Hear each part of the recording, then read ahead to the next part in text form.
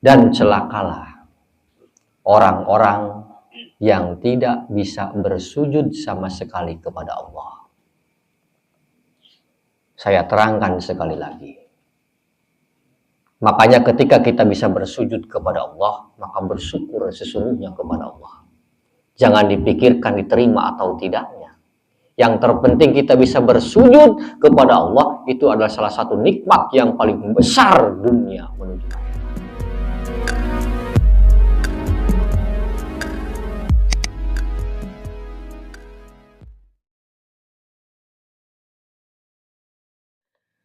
A'udzu billahi minasyaitonir rajim. Bismillahirrahmanirrahim. Assalamualaikum warahmatullahi wabarakatuh. Alhamdulillah wa syukrulillah ba'abul kalam kitabul hikamul wasl. Laisal muhibbul ladhi yadhu' min mahbubihi iwadan aw yatlubu minhu gharadan fa innal muhibban man yazullul laka laisal muhibbu man tabghudhu lahu. Pecinta bukanlah orang yang mengharapkan imbalan atau upah dari kekasihnya. Sejatinya pecinta adalah yang mau berkorban untukmu, bukan yang menuntut pengorbanan darimu. Kitab menerangkan tentang pecinta sejati. Arane wong cinta, orang yang cinta sejati itu tidak mengharapkan imbalan atau upah.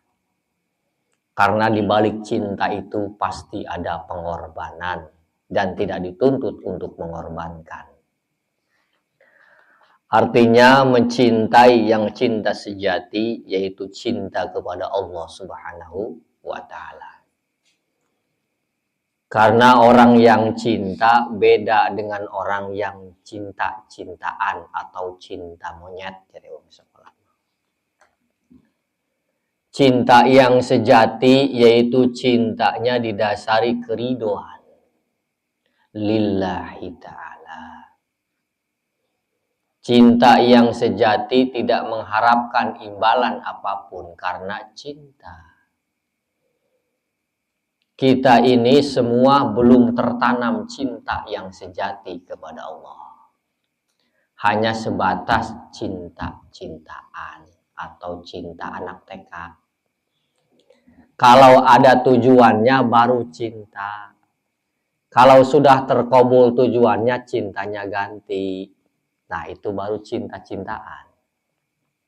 Makanya dalam Kitabul Hikam dijelaskan pecinta sejati ialah bukan orang yang mengharapkan imbalan. Contoh melakukan sholat 5 waktu ingin diupahi antuk rizki kata. Contoh zikir banyak pengen antuk karomah. Contoh pengen usul ilallah tapi tujuannya bisa mabur, bisa terbang, bisa berjalan di atas air, bukan itu. Tapi tujuan orang yang beriman dan bertakwa sesungguhnya yaitu usul ilallah, mendekati menuju kepada Allah dengan niatan lillahi ta'ala.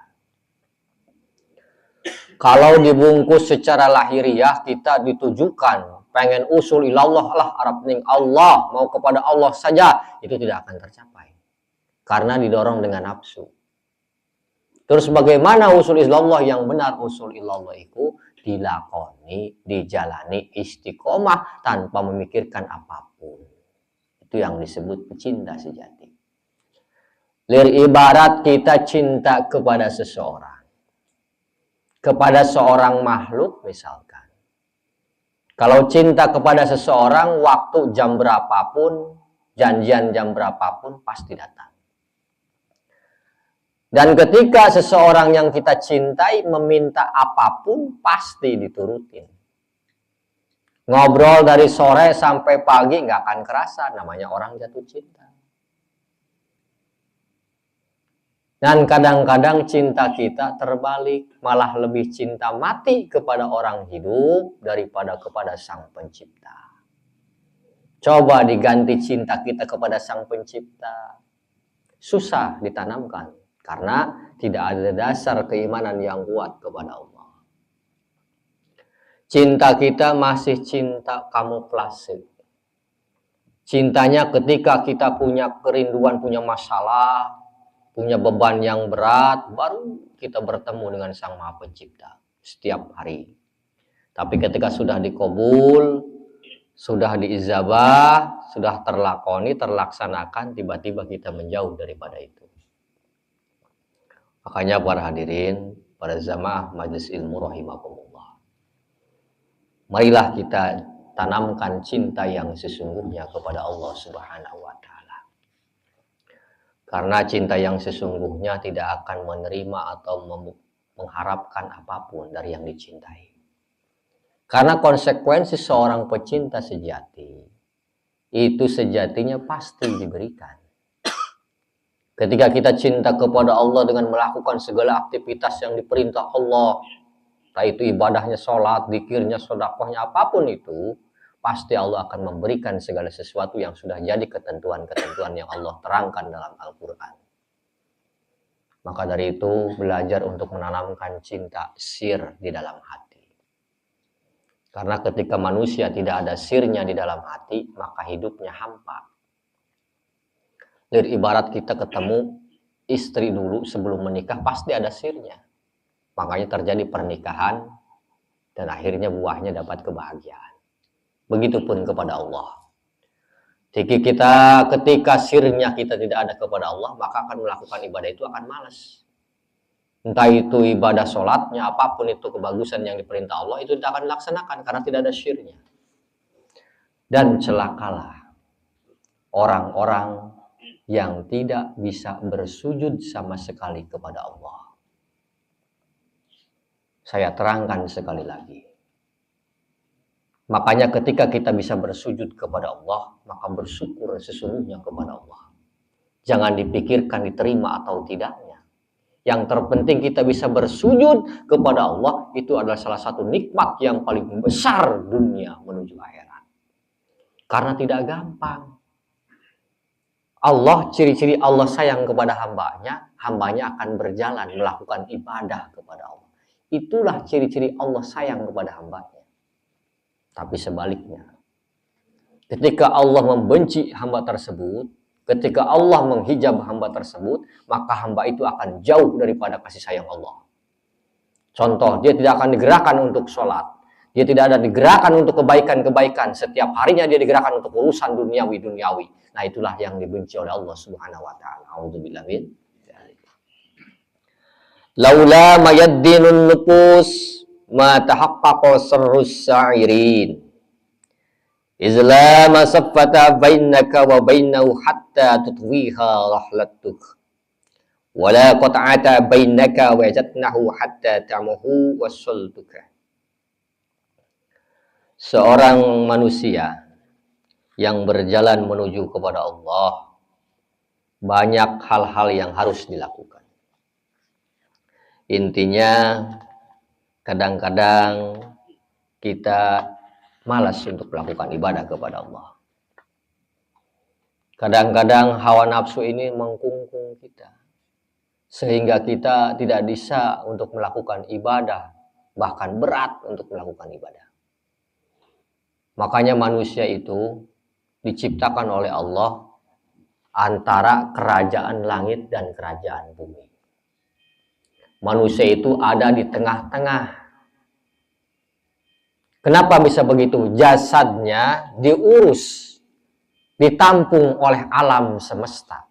Sedangkan ruhaninya, alam semesta tidak akan bisa menampung untuk rohani. Makanya kalau jasad adanya di alam semesta, yang mengurus alam semesta makannya dari hasil alam. Ikan, tumbuhan, pohon, dan sebagainya, buah-buahan, itu dari alam. Itu untuk khusus untuk jasad. Sedangkan rohani tidak akan bisa didapatkan dari alam semesta. Rohani ini tidak akan didapatkan daripada alam dunia, tetapi rohani ini didapatkan dari cahaya-cahaya ilahiyah atau kalam-kalamullah. Contoh, badan jasmani ini dikasih makannya nasi. Itu sudah real, nyata. Sedangkan rohani butuh juga asupan makanan, yaitu makanan rohani seperti sholat, baca Quran, zikir, dan kebagusan-kebagusan yang lain. Artinya manusia ini ada di tengah-tengah kerajaan. Manusia itu manusia yang paling dimuliakan, makhluk yang paling mulia yang diciptakan oleh Allah Subhanahu wa Ta'ala. Dari zaman alam lahut turun ke alam malakut, turun ke alam jabarut, turun ke alam jasmani, manusia itu dimuliakan oleh Allah. Tapi kadang-kadang sudah masuk di alam dunia, di alam jasad, di alam jisim, itu manusia terkungkung oleh nafsunya karena kebanyakan berat pada nafsunya daripada kepada akhiratnya.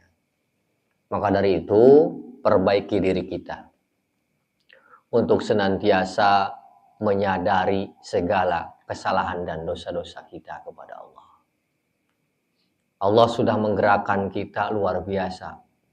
Allah sudah mengasihi kita dengan begitu luar biasa tanpa batas. Dan apa yang harus kita lakukan di dunia ini yang diberikan kewenangan oleh Allah Subhanahu wa Ta'ala. Tiada lain hanya untuk menyembah dan berbakti kepada Allah Subhanahu wa Ta'ala. Para hadirin, para jamaah majelis ilmu rahimakumullah. Tanamkan cinta yang sejati di dalam kalbu. Lewat apa? Lewat asupan rohani. Apa asupan rohaninya? Tergantung kapasitas kita, kesenangan kita, apa yang kita senang. Tergantung porsi-porsinya. Seperti kita makan. Makan porsinya kadang-kadang ada yang suka daging ayam. Ada yang suka ikan bakar. Ada yang suka buah-buahan. Ada yang suka sayuran. Tergantung asupan kita sukanya apa. Begitupun dengan asupan rohani. Ada yang suka dengan zikrullah, zikir saja lakukan. Ada yang sunnah, yang suka dengan sunnahnya saja, sunnah saja. Ada yang suka dengan baca Quran lakukan. Semampu kita, sebisa kita, mumpung masih ada umur panjang. Kembali kepada diri kita sendiri, apakah kita akan seperti ini terus? Terus lakukan kebaikan-kebaikan yang kita mampu. Jalankan apa yang diperintah Allah dan jauhi segala larangan-larangan Gusti Allah. Karena akhir zaman ini banyak fitnah-fitnah dunia. Entah itu fitnah dalam keluarga, entah itu fitnah dalam tetangga, entah itu fitnah dalam masyarakat, entah itu fitnah daripada umat-umat. Maka dari itu, jangan sampai kita terpecah belah oleh gara-gara fitnah dunia. Makanya bersyukur kita kepada Allah. Senantiasa Allah selalu memberikan kita jalan yang lurus. Ihdinas siratal mustaqim. Kita digerakkan kepada jalan-jalan ibadah. Bersyukur kita mengucap kepada Allah. Karena apa? Karena kita orang biasa. Mungkin dosanya belum seberapa. Makanya kata Rasulullah SAW. Dijelaskan. Orang yang paling bahaya.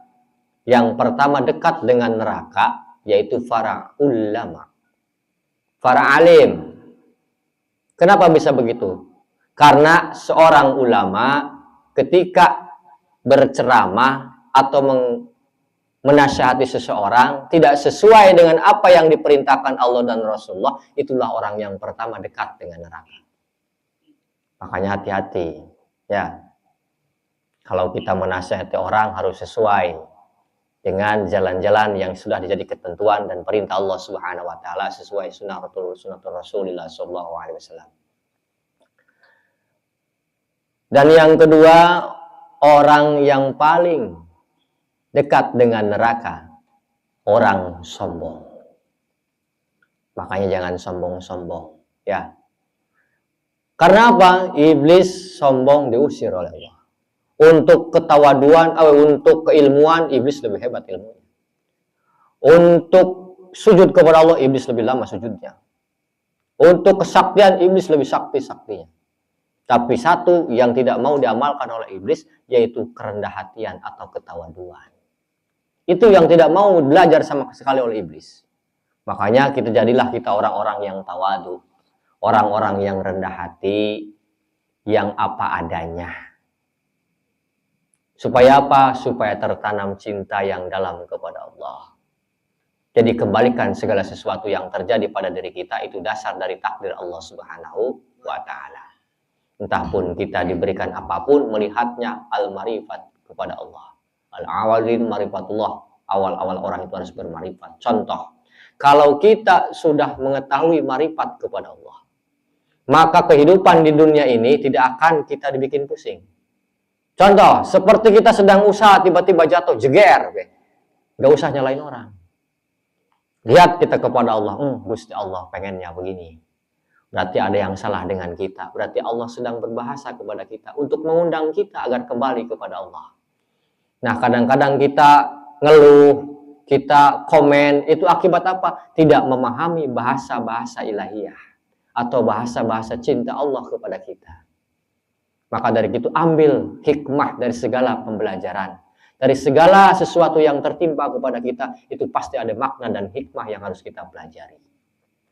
Para hadirin, para jamaah majelis ilmu rahimakumullah, intinya tanamkan cinta sejati di dalam diri ini seperti kita cinta kepada seorang manusia. Bahkan harus lebih cinta kita kepada seorang manusia. Lebih cinta kita harus kepada Allah Subhanahu wa taala. Mungkin itu saja yang dapat saya sampaikan pengajian malam ini. Walaupun sedikit, padat, mudah-mudahan bisa dimengerti dan bisa diamalkan, dipraktekkan dalam kehidupan sehari-hari. Shadaqallahul adzim, wallahu bishawab. Assalamualaikum warahmatullahi wabarakatuh.